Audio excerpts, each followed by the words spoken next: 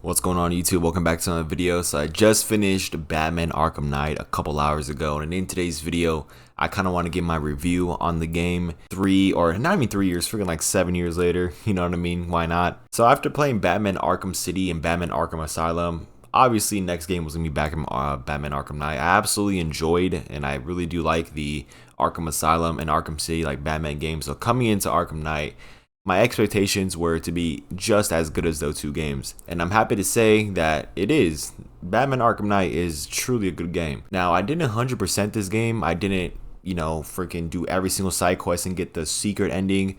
If you guys don't know what the secret ending is, I'm probably not going to talk about. Maybe I'll talk about spoilers later in the video. Talking about the storyline stuff. I probably would do that. That's what I'll most likely do in my review videos. Half of the video is going to be me talking about non-spoiler free, what I think about the game, my review and stuff.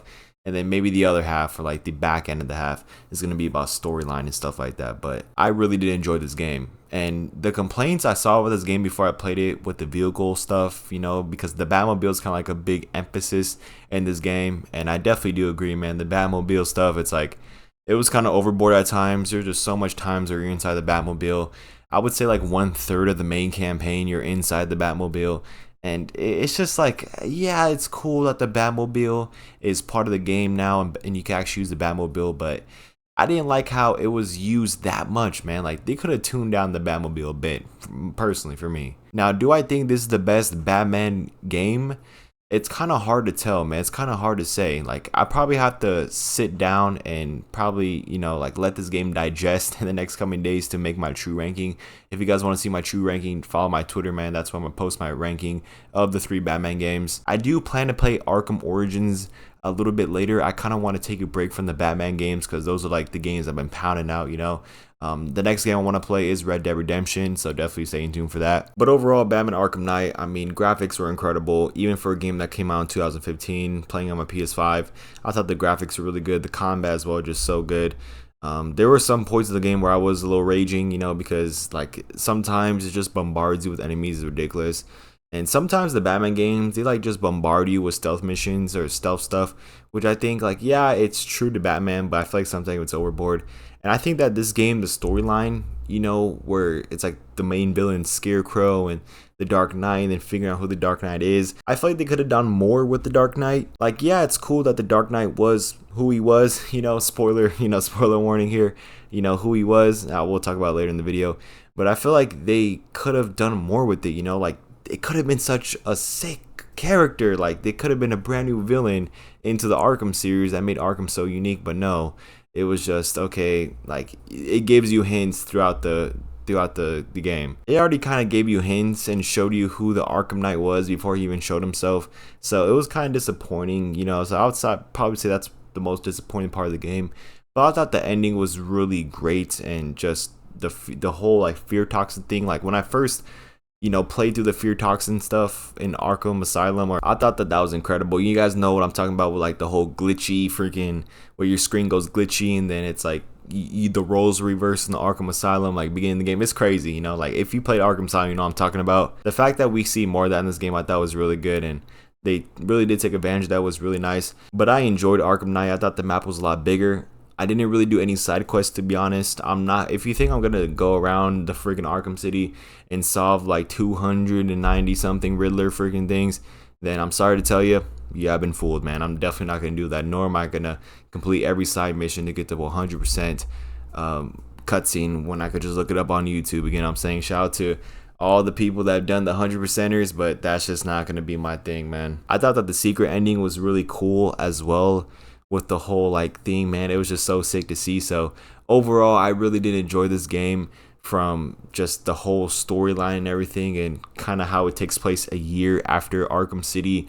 I thought that was a nice touch as well, like the beginning of the game where it's like Joker, and then it just throughout the game, it's just a really cool game, man. So that's kind of like my review, spoiler free warning, like, my spoiler free review. I thought that this game was really fun, definitely is on the same par as Arkham City and Arkham Asylum, in my opinion. And I know there's some people that think that Arkham Knight is the best Batman game. Again, I just don't know about that one.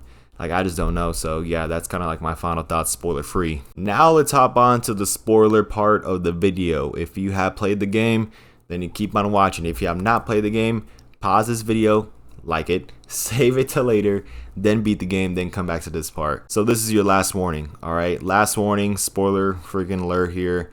Last warning. The whole thing about Arkham Knight being Jason Todd, it's like, that was kind of coming, you know. It's when Joker, like the wheelchair stuff, and you see like Jason Todd, like you knew, like, yeah, the Arkham Knight is gonna be Jason Todd, and the fact that he was in this game, I thought was pretty cool. The fact that Nightwing was also in this game is really cool.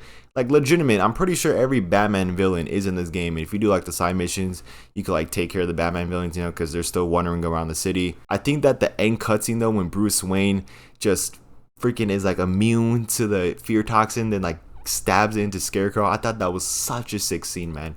Just incredible. I was like, what? Like, that was crazy. And then how Scarecrow's like scared of Batman, like that was insane. And the whole ending as well, the secret ending where Bruce Wayne, you know, when people find out that Bruce Wayne's Batman, then he just blows up the freaking Wayne Manor, and with him blowing up the Wayne Manor, people think that he's dead, but he's actually still alive, and Batman's back to like that myth and like mystery type person that he was in the beginning. And I watch a few videos to kind of help me explain the storyline, and it's just so good, man. Like the storyline in this game is really good.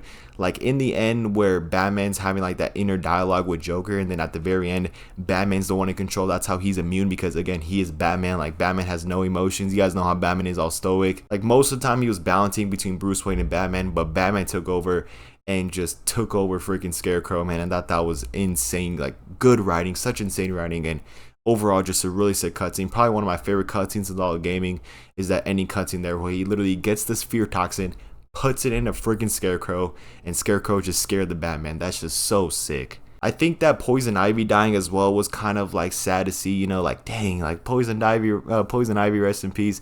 I wish we would have saw more villains. Like if this is actually truly the last Arkham game, because supposedly he's back, like the Arkham Knight Batman is back in Justice League, like the new Justice League game.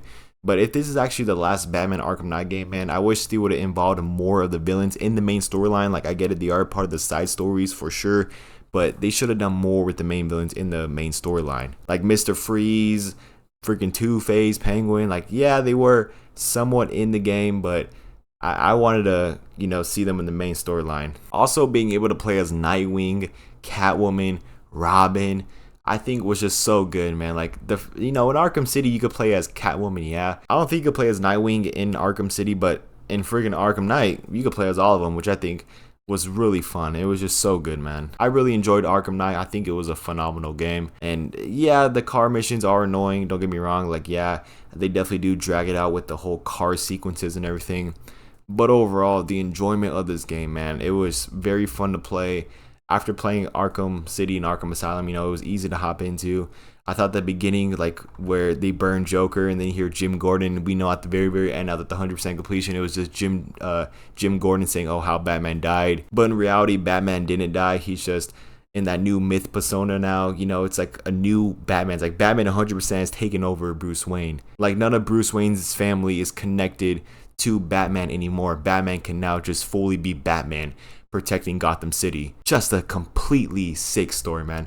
So I'm not trying to make this video too long, you know, because I only have like my gameplay is only like, you know, 10, 11, 12 minutes. So I just really did enjoy this game, man. I'm definitely gonna be playing Arkham Origins again. Not now, not anytime soon. Well, maybe sometime soon, I don't know. I'm gonna be buying on my PC though, because it's not on cons or anything. So yeah, definitely expect that. I will probably stream it here on YouTube coming down the line, but wait and see about that. But overall, Arkham Knight was insane. I think the main villain being Scarecrow was a really great idea, and just emphasizing more on that fear toxin, like those fear toxin parts of the game, which is so peak, man. Like the second half of the game was peak. Like the fact that I thought that Oracle died, but it turns out she was still alive, just was shocking to me. I try to avoid as much spoilers as possible, and I try to come to this game like, you know, not knowing what was going to happen here, and this game definitely did shock me, man. So I hope that there is another Batman Arkham game coming soon, but I think this might be the last one, unfortunately. Like I'm probably gonna watch videos to see if there's actually a new one coming, because I need a new one, and we definitely need a new one. Thank you guys for watching. If you guys enjoyed today's video, make sure you guys drop a like and subscribe. It's been your boy Daniel,